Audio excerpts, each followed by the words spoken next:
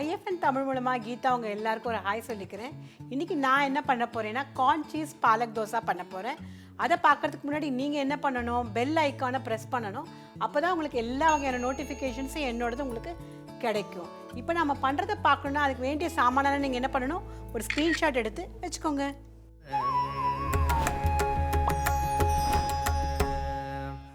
பாலக் தோசை பண்ணுறதுக்கு நமக்கு என்னெல்லாம் தேவை, பாலக்கை நான் வேக வச்சு அரைச்சி எடுத்து வச்சுட்டுருக்கேன். அது நான் வந்து இன்றைக்கி இட்லி மாவோட உங்களுக்கு மிக்ஸ் பண்ண போகிறேன். நீங்கள் என்ன பண்ணலாம், கோதுமை மாவோடையும் மிக்ஸ் பண்ணலாம், லாப்ஸி ரவாவோடையும் மிக்ஸ் பண்ணலாம், ஓட்ஸோடையும் மிக்ஸ் பண்ணலாம். ஸோ நம்ம இன்றைக்கி இட்லி மாவோட பாலக்கை மிக்ஸ் பண்ண போகிறோம். வாங்க பண்ணலாம்.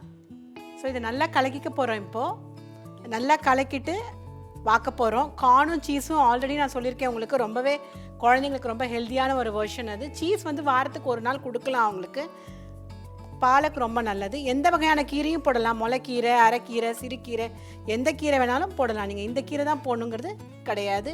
ஸோ நல்லா கரைச்சி விட்டுக்கலாம். இதை கரைச்சிட்டு நம்ம தோசைக்கல்லில் எப்போதும் வாக்குற மாதிரி ஒரு ரெகுலரான ஒரு தோசை மாதிரி தான் வாக்க போகிறோம். ஸோ நல்லா கலக்கியாச்சு தோசையும் பாலக்கையும் சேர்த்து. ஸோ இந்த கீரை தான் போடணும்னு அவசியம் கிடையாது. எந்த வகையான கீரையும் நீங்கள் ஆட் பண்ணி நல்லா வேக வச்சுட்டு இதை மிக்ஸ் பண்ணி போட்டுக்கலாம். இப்போ நம்ம வந்து இந்த ரெகுலர் தோசை மாதிரி தான் நம்ம வாக்க போகிறோம். ஸோ வாங்க நம்ம தோசை வாக்குறது எப்படின்னு பார்க்கலாம். ஸோ முதல்ல என்ன பண்ணணும்னா கொஞ்சோண்டு பட்டரை வந்து தவாவில் வந்து தடவிக்கணும். நல்லா தடவியாச்சு. இப்போ என்ன பண்ணணும்னா கொஞ்சமாக தான் மாவு விடணும். ஆனால் கொஞ்சம் பார்த்து விடுங்க, ஏன்னா சில சமயம் வந்து கொஞ்சம் ஒட்டுற மாதிரி ஆகிடும். அதனால் பார்த்துட்டு. ஸோ பீஸா அளவுக்கு நம்ம வந்து தோசை வாத்தாச்சு.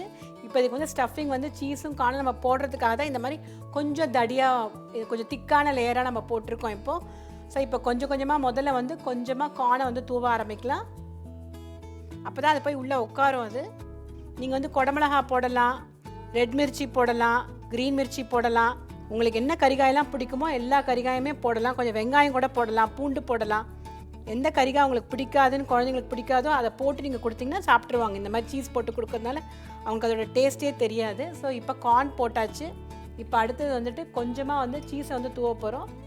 யாருக்கு ஜாஸ்தியாக வேணுமோ ஜாஸ்தியாகவும் போடலாம், கொஞ்சமாக வேணும்னா கொஞ்சமாகவும் போடலாம். இல்லை இது இல்லாமல் வயசானவங்களுக்கு அப்படியே வந்து கொடுக்கலாம். ரொம்ப நல்லது உடம்புக்கு. இது ஒரு ஹெல்த்தியான டிஷ்ஷும் கூட. இதுக்கு நிறைய எண்ணெய் விடணுங்கிற அவசியமே இல்லை, ஏன்னா அது ஆட்டோமேட்டிக்காக வந்து நம்ம நான்ஸ்டிக் தவாவில் வச்சுருக்கிறதுனால இன்னும் ரோஸ்டடாக வரும். ஒரு 2 மினிட்ஸ் வெயிட் பண்ணலாம். இப்போ அடுத்தது மிளகு பொடி போட்டுடலாம்.